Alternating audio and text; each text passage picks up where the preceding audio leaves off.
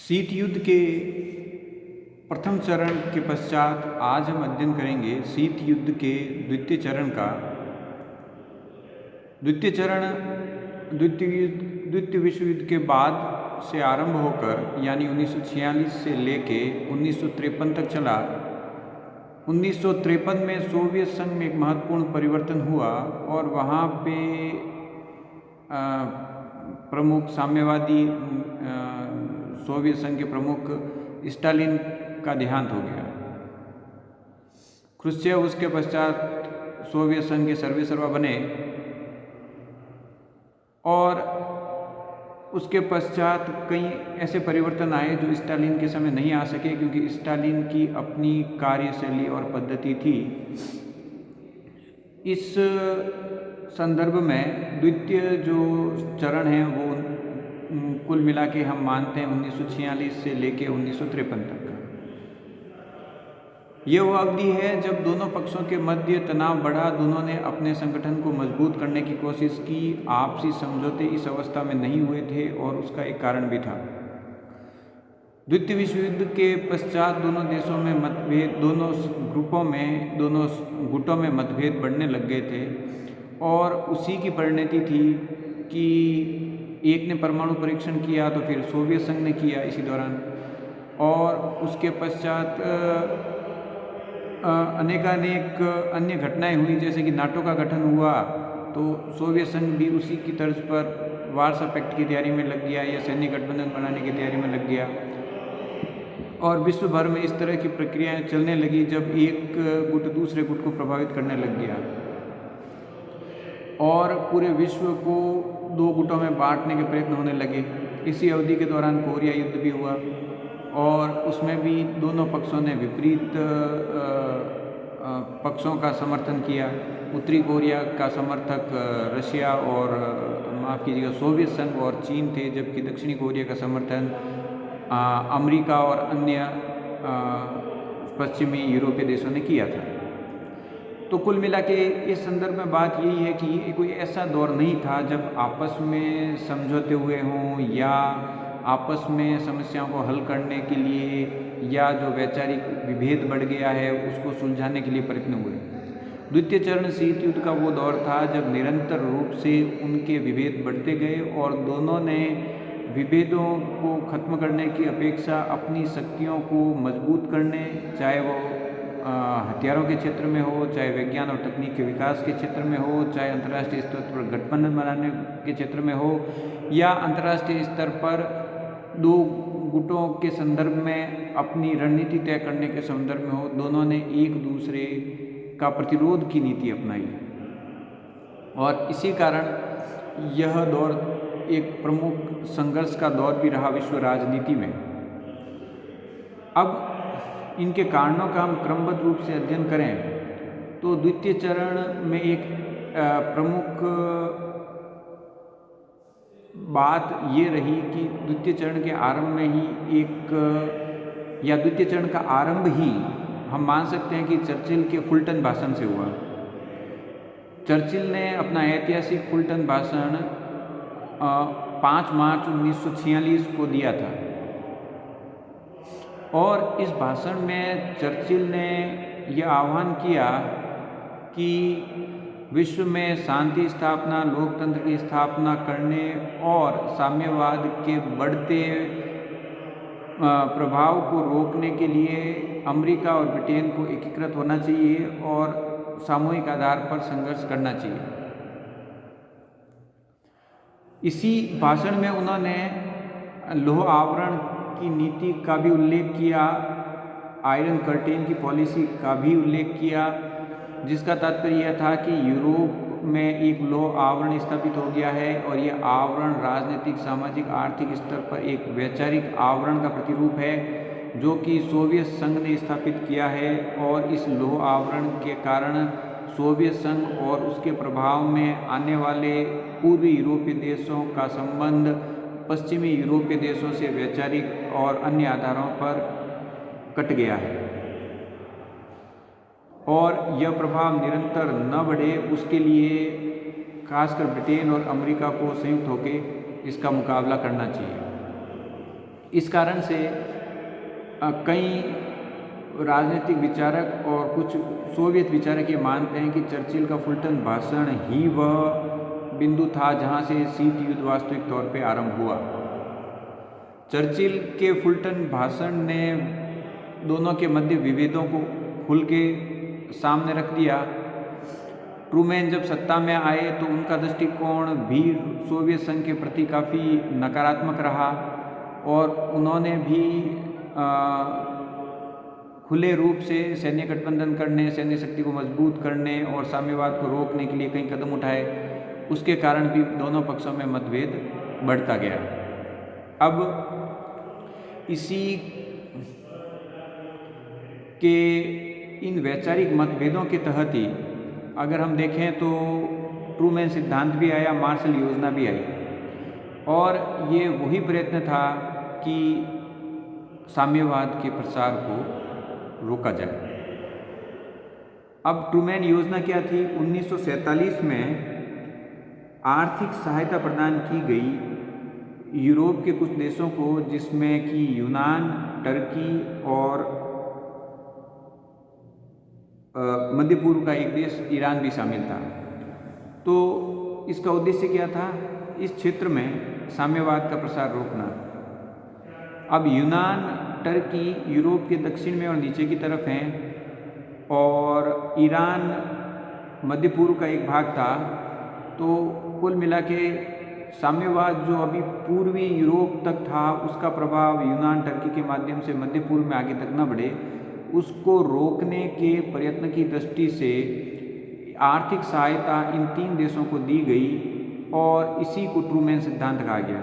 Trueman ने माना, जो कि अमेरिका के तत्कालीन राष्ट्रपति थे, कि अगर साम्यवाद का प्रसार रोकना है तो इन देशों को सहायता देके, आर्थिक सहायता देके अपने पक्ष में बनाए रखना चाहिए।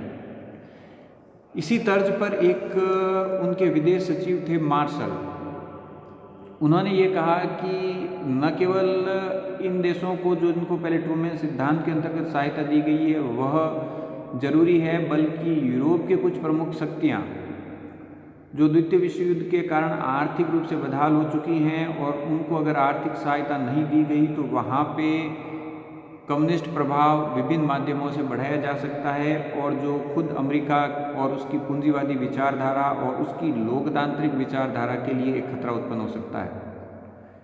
अतः मार्शल योजना के अंतर्गत 4 वर्षों के लिए 1948 से 1952 तक यूरोपीय राष्ट्रों को 12 अरब डॉलर की सहायता प्रदान की गई। मूल उद्देश्य क्या था? वही साम्यवाद के प्रसार को रोकना।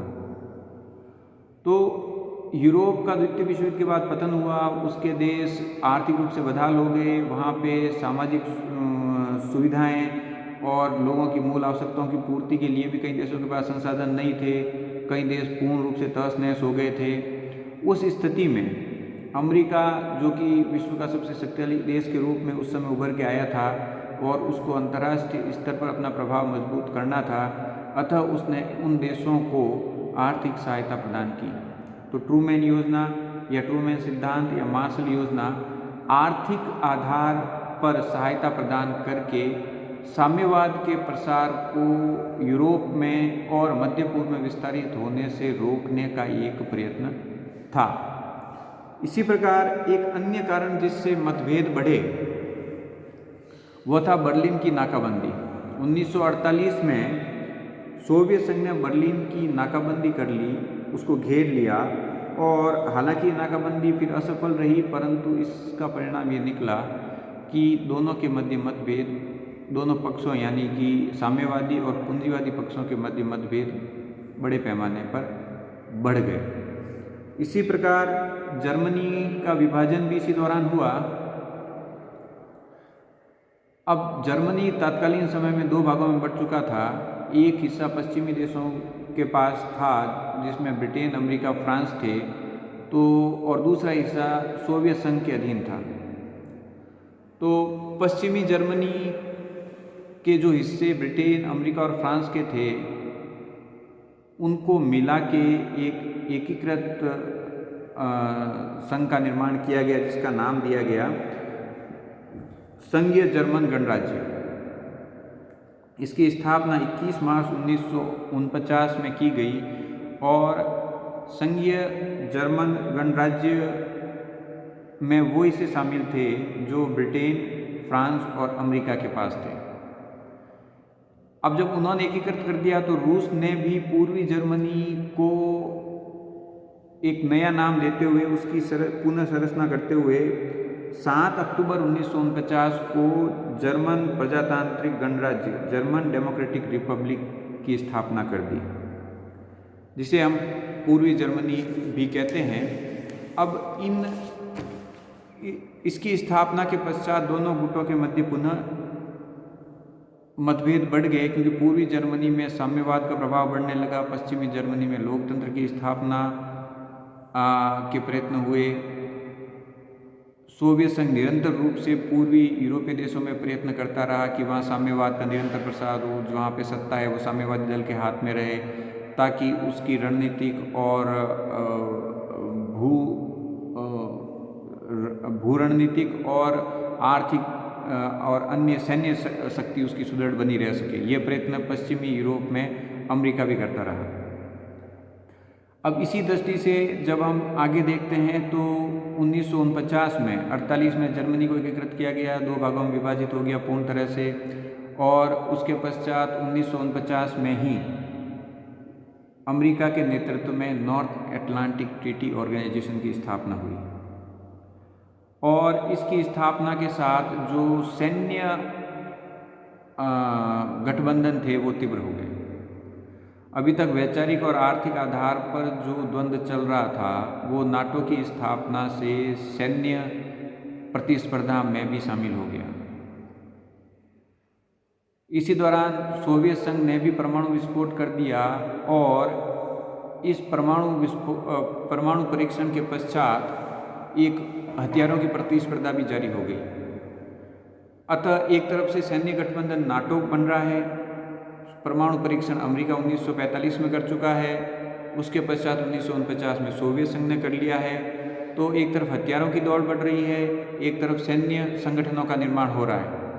और जब नाटो का हुआ तो उसी तर्ज पे वार्सा पैक्ट का गठबंधन सोवियत संघ ने कर लिया। एक महत्वपूर्ण घटना इस दौरान और हुई थी, वह था चीन का स्वतंत्र हो जाना। 1 अक्टूबर 1949 को चीन को स्वतंत्रता मिल गई। चीन का जो नेता था माओ, वह साम्यवादी विचारधारा से प्रभावित था और उसने साम्यवाद के आधार पर एक क्रांति का बिगुल बजाया था और इसी क्रांति के बाद चीन में साम्यवादी शासन की स्थापना हुई। अब विश्व के 2 सबसे प्रमुख देश जो भौगोलिक दृष्टि से और जनसांख्यिकी दृष्टि से काफ़ी विस्तृत थे, उन्होंने साम्यवादी विचारधारा को प्रसिद्ध देना आरंभ कर दिया और यह यूरोप के लिए एक बड़ी चुनौती बन गई। और इसी चुनौती ने दोनों विचारधाराओं के संघर्ष को और सैन्य गठबंधनों को उसी अनुसार बढ़ावा देने का प्रयत्न किया या उससे उनको बढ़ावा मिला। इसी बीच कोरिया युद्ध का भी हमने जिक्र किया था। अब कोरिया युद्ध हुआ तो साम्यवादी देशों ने उत्तर कोरिया का पक्ष लिया और दक्षिण कोरिया का पक्ष अमेरिका और पश्चिमी यूरोपीय देशों ने लिया, पूंजीवादी गुटों ने लिया। इसी कारण फिर मतभेद बढ़े और 1953 तक युद्ध चलता रहा। तब तक ये मतभेद और चलते रहे। अब जब कोरिया में जब वो अपना प्रभाव बढ़ाने लग गए तो जापान, जिस पे अमेरिका ने परमाणु हमला किया था, वो उससे पुनः संबंध बढ़ाने लग गया और 1951 में अमेरिका और जापान के बीच शांति संधि की स्थापना हुई और जापान के मध्य शांति संधि की स्थापना ने साम्यवादी देशों, विशेष करके स्टालिन के नेतृत्व में सोवियत संघ को और ज़्यादा सशंकित कर दिया। तो इस दूसरे दौर में हम पाते हैं कि बहुत कुछ ऐसा घटा जिसने सैन्य प्रतिस्पर्धा को बढ़ावा दिया, हथियारों की प्रतिस्पर्धा को बढ़ावा दिया, सैन्य संगठनों को बढ़ावा दिया और अंतर्राष्ट्रीय स्तर पर रणनीतिक समझौतों को बढ़ावा मिला। अगर कोरिया की तरफ, उत्तर कोरिया की तरफ उन्मुख हुआ सोवियत संघ, तो दक्षिण कोरिया और जापान पे अमेरिका और पश्चिमी देशों ने अपना प्रभाव बनाना शुरू कर दिया। इस तरह से ये द्वितीय दौर निरंतर सैन्य गठबंधनों, आर्थिक सहायता के आधार पर अपने को मजबूत करने और अन्य आधारों पर अपने प्रभाव को बढ़ाने का प्रयत्न था। आपसी समझौते या मामले अंतर्राष्ट्रीय स्तर को शांतिपूर्ण तरीके से सुलझाने के प्रयत्न इस खंड में, जो शीतकाल का जो दूसरा चरण था, उसमें हमें कम ही दिखाई देते हैं। स्टालिन की मृत्यु 1953 में हो गई। उसके पश्चात समीकरण पुनः बदले। रूस में क्रुश्चेव को सत्ता मिली। उन्होंने कुछ आधार पर प्रयत्न किए कि दोनों देशों के मध्य शांतिपूर्ण तरीके से वार्तालाप और कुछ निष्कर्ष निकले। इधर अमेरिका में भी ट्रूमैन के शासन का अंत हुआ और आने वाले समय में आइजनहोवर ने भी अमेरिका का नेतृत्व किया। आइजनहोवर ने भी कुछ हद तक समाधान निकालने का प्रयत्न किया, तो कुछ आपस में वार्तालाप भी प्रारंभ हुआ। परंतु इस वार्तालाप का एक अन्य आधार यह भी था कि परमाणु विस्फोटों के पश्चात और बढ़ते विध्वंसक हथियारों ने दोनों देशों को उनके प्रत्यक्ष युद्ध करने की क्षमताओं के बारे में अवगत करवा दिया था। अतः उनके पास बातचीत के अलावा कोई अन्य विकल्प प्रत्यक्ष रूप से नहीं था। छोटे बड़े सैन्य संघर्षों को भली पर से दिया जाए, पर दोनों देश जानते थे कि प्रत्यक्ष युद्ध, और वो भी परमाणु हथियारों और विध्वंसक मिसाइलों से युद्ध अब संभव नहीं है।